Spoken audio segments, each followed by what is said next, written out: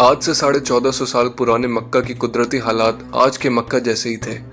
آج سوائے اس کے کہ وہاں اونچی عمارتیں اور خوبصورت سڑکیں بن چکی ہیں، اس کے علاوہ کم و بیش حالات 14 صدیوں بعد بھی ویسے ہی ہیں۔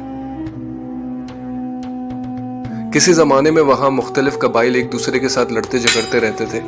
وہاں کا گرم موسم، بنجر زمین، تپتا ریگستان، اور نہ ہی وہاں کسی طرح کے کھیت باغات تھے۔ جبھی تجارت وہاں کے لوگوں کا ایک اہم اور واحد کمائی کا ذریعہ تھا۔ لیکن اس کے ساتھ ساتھ ایک اور چیز جو اس سرزمین کو لوگوں کی توجہ کا مرکز بنائے رکھی ہوئی تھی، وہ تھی خانہ کعبہ، جہاں لوگ دور دراز علاقوں سے سال میں کم از کم ایک بار حج کرنے آتے۔ وہ وہاں پر رکھے اپنے بتوں کی پوجا کرتے، اور قریش، مکہ کا وہ خاندان جنہیں اس وقت مکہ اور خانہ کعبہ کی صدارت حاصل تھی، وہ ان سے اس کے بدلے ٹیکس لیا کرتے، اور بس اسی طرح یہ شہر آباد تھا۔ اس شہر کے پڑوس میں 2 طاقتیں موجود تھیں، مگر انہوں نے کبھی اس شہر کو اپنی حکومت میں رکھنے کا ارادہ نہیں کیا، کیونکہ اس تپتے ریگستان میں انہیں ایسا کچھ نہیں تھا جو مل سکے۔ لہٰذا ہمیشہ سے انہوں نے یہاں کے رہنے والوں کو انہی کے حال پر چھوڑا ہوا تھا۔ مکہ کی قریب ساری ہی عوام بت پرست تھی، اور اس وقت کم و بیش 300 مختلف بت کعبہ کے اندر موجود تھے جن کی وہ پوجا کرتے تھے۔ ان میں سے 3 خاصا مشہور، اور اگر یہ کہا جائے کہ سب سے بڑے اور طاقتور جو مانے جاتے تھے، وہ تھے المنات، اللات اور العزیٰ۔ چند میل کے فاصلے میں ایک اور شہر یثرب آباد تھا۔ وہاں کی آدھی عوام بت پرست تو آدھی یہودی تھی۔ وہاں کے یہودی جب بھی مکہ آتے اور وہاں آ کر اگر ان کی مکہ کے لوگوں سے کسی بات پر مٹ بھیڑ ہو جاتی تو وہ انہیں دمکانے کے لیے ہمیشہ یہی کہتے کہ دیکھنا، وقت بہت قریب آ گیا ہے اس کے آنے کا، اور جب اس کا نزول ہوگا تو ہم اس کے ساتھ مل کر تمہارے خلاف لڑیں گے، اور پھر ہمیں تم پر برتری حاصل ہوگی۔ اس بات کو سن کر مکہ والے ہمیشہ ہنسی مذاق میں اڑا دیتے اور ایک دوسرے سے کہتے کہ دیکھو، ان کی کتابوں میں لکھا ہے کہ کوئی آخری نبی آنے والا ہے جس کا یہ انتظار کر رہے ہیں۔ سال 571، آپ صلی اللہ علیہ وسلم کی پیدائش کا سال۔ مگر اس سال سے چند عرصے پہلے مکہ میں 2 اہم واقعات ہوئے۔ ایک تو یہ کہ عبد المطلب، جو اس وقت قریش کے سردار اور نبی کے دادا تھے، انہیں خواب آیا کہ کعبہ کے پاس ایک کنواں دفن ہے۔ انہوں نے بعد میں جب اس جگہ کو کھودا تو وہ کنواں زمزم کا نکلا، جو کافی سالوں سے زمین کے نیچے دفن تھا، اور لوگوں کو اس کا بالکل علم نہیں تھا۔ وہ بس اتنا جانتے تھے کہ کبھی یہاں ایک کنواں ہوا کرتا تھا جو اللہ نے پیاسے اسماعیل کے لیے جاری کیا تھا۔ اس واقعے کے بعد یہ کنواں دوبارہ عبد المطلب نے دریافت کر لیا تھا، اور آج تک زمزم کا وہ کنواں موجود ہے۔ دوسرا اہم واقعہ یہ تھا کہ یمن کے بادشاہ ابرہہ نے کعبہ پر حملہ کر کے اسے تباہ کرنے کا ارادہ کر لیا تھا۔ وہ جب اپنی فوج اور ہاتھی لے کر مکہ پہنچا تو ہر طرف لوٹ مار اور تباہی مچا دی۔ عبد المطلب اس سے ملنے گئے کہ آپ نے میرے 12 اونٹ اپنے قبضے میں لیے ہوئے ہیں جو مجھے واپسی دیے جائیں۔ اس پر ابرہہ نے تعجب سے کہا کہ میں تمہارا کعبہ تباہ کرنے آیا ہوں اور تم مجھ سے صرف اپنے اونٹ طلب کرنے آئے ہو؟ جس پر عبد المطلب نے جواب دیا کہ یہ اونٹ میرے ہیں، اس لیے میں انہیں لینے آیا ہوں، جبکہ کعبہ اللہ کا گھر ہے اور وہ خود ہی اس کی حفاظت کر لے گا۔ اگلی صبح جب ابرہہ کعبے کی جانب بڑھا تو اس کے ہاتھی وہیں رک گئے، اور لاکھ کوششوں کے باوجود وہ وہاں سے آگے نہیں بڑھے، اور پھر آسمان پر ابابیل جبا ہوئے جنہوں نے اوپر سے کنکر برسانا شروع کر دیے، اور اللہ کی اس مدد سے ابرہہ اور اس کا لشکر وہیں تباہ ہو گیا۔ عبد المطلب نے اپنے ایک بیٹے عبداللہ کی شادی اپنے ہمسائے قبیلے کے سردار کی بیٹی حضرت آمنہ سے کرا دی، اور اب جلد انہی کے گھر اللہ کے نبی تشریف لانے والے تھے۔ نبی کی پیدائش سے چند ماہ پہلے ہی آپ صلی اللہ علیہ وسلم کے والد عبداللہ انتقال کر گئے۔ جب اللہ کے نبی پیدا ہوئے تو ان کی پیدائش پر مکہ میں ایک جشن کا سما تھا۔ عبد المطلب نے خود اپنے پوتے کا نام محمد رکھا۔ وہاں کے لوگ یہ نام سن کے ذرا حیرت میں آ گئے، کیونکہ یہ ایسا نام تھا جو عربوں نے اس سے پہلے کبھی نہیں سنا تھا، اور نہ ہی یہ نام ان سے پہلے کسی بھی تاریخی کتاب میں موجود ملا۔ عربوں میں روایت تھی کہ بچہ پیدا ہوتے ہی اسے شہر کے دور علاقوں میں پرورش کے لیے بھیج دیا جاتا تھا۔ وہاں وہ زندگی جینے کی ابتدائی گڑ سیکھتے اور ذرا سخت جان بنتے۔ اللہ کے نبی بھی جن خاتون کے ساتھ گئے تھے ان کا نام حلیمہ سعدیہ تھا، جنہوں نے ان کو 3 سال تک دودھ پلایا، اور پھر آپ کی عمر جب 3 برس ہوئی تو وہ آپ کو دوبارہ مکہ آپ کی والدہ کے پاس لے آئیں۔ ایک دفعہ آپ کی والدہ آپ کو سفر پر مدینہ آپ کے والد کی قبر کی زیارت کرانے لے گئی، مگر قسمت میں لکھا تھا کہ آتے وقت آپ ایک کے بجائے 2 قبروں کی زیارت کرتے ہوئے آئیں گے، اور وہ دوسری قبر تھی آپ کی والدہ کی، جن کے راستے میں طبیعت کافی بگڑ گئی، جس کے بعد آپ انتقال فرما گئی، اور یوں 6 سال کی عمر میں ہی اللہ کے نبی یتیم ہو گئے۔ ایسے میں آپ کی پرورش کا ذمہ آپ کے دادا عبد المطلب نے لے لیا، مگر صرف 2 سال بعد ہی آپ بھی دنیا سے رخصت ہو گئے۔ مگر جانے سے پہلے اپنے پوتے کی سرپرستی اپنے بیٹے ابو طالب کے ہاتھ تھما گئے، جو انہوں نے خوشی خوشی قبول کر لی، اور پھر اگلے 45 سال تک نبی کے سر پر آپ کا سایہ رہا۔ ابو طالب کے ساتھ رہتے ہوئے آپ بھی تجارت کے گڑ سیکھ گئے اور ان کے ساتھ آپ تجارت کے لیے مختلف شہروں میں سفر کے لیے جایا کرتے تھے، اور وقت کے ساتھ ساتھ لوگ آپ کی دیانتداری سے اتنا متاثر ہوئے کہ لوگ خود آپ کو الصادق اور الامین کہنے لگے۔ مگر ان سب کے باوجود بھی آپ اپنے شہر کے لوگوں کی روایت سے زیادہ خوش نہیں تھے۔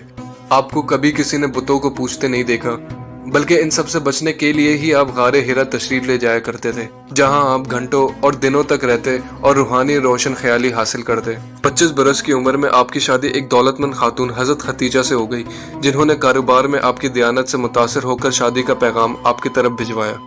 زندگی اسی طرح روا دوا تھی کہ مگر اب جلد معاملات ہمیشہ کے لیے بدلنے والے تھے۔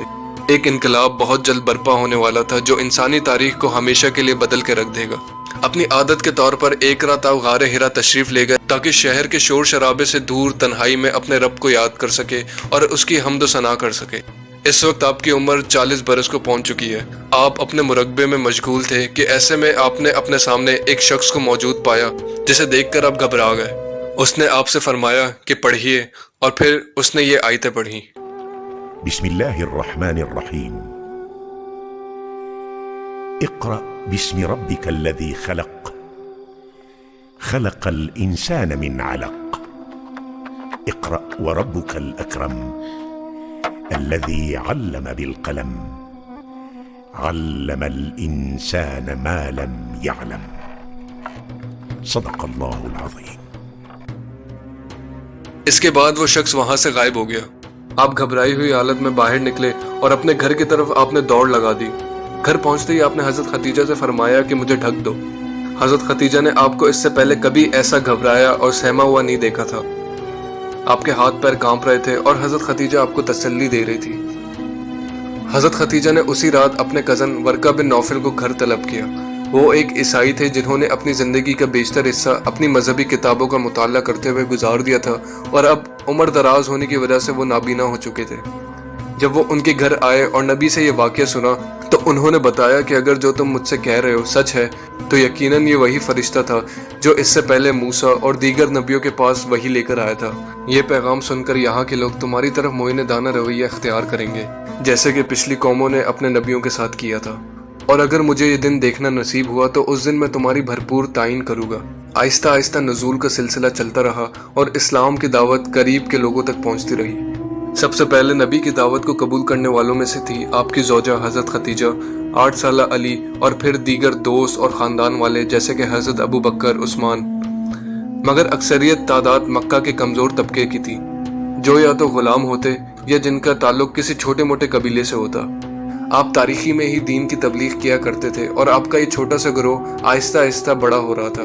مگر پھر چند سال بعد آپ کو وہی نازل ہوئی کہ اب دین کا پیغام ہر خاص و عام تک پہنچایا جائے، جس کا مطلب تھا کہ اعلانیہ طور پر سب کو اس نبوت کے بارے میں بتایا جائے۔ آپ نے مکہ کے تمام سرداروں، اپنے رشتہ داروں اور دیگر تمام شہریوں کو پہاڑ کے پاس اکٹھا کیا اور فرمایا کہ اے لوگو، اگر میں کہوں کہ اس پہاڑ کے پیچھے سے دشمن کا ایک لشکر تم پر حملہ کرنے کو آ رہا ہے، کیا تم اس بات پر اعتبار کرو گے؟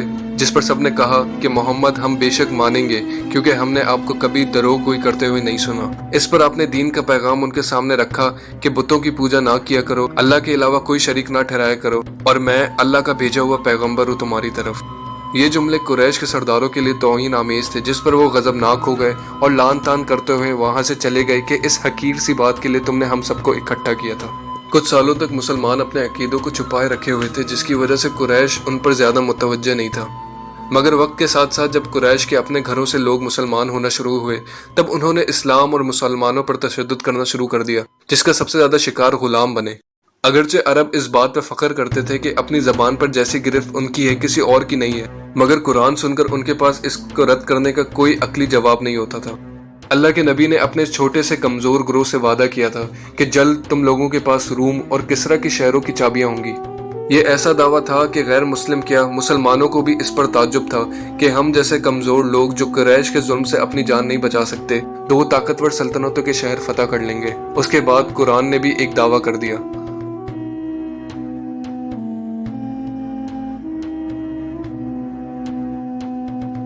یہ دعویٰ حیرت انگیز اس وجہ سے تھا کیونکہ اس وقت رومیوں کو پرشینز کے ہاتھوں ایک کے بعد ایک بدترین شکست ہو رہی تھی۔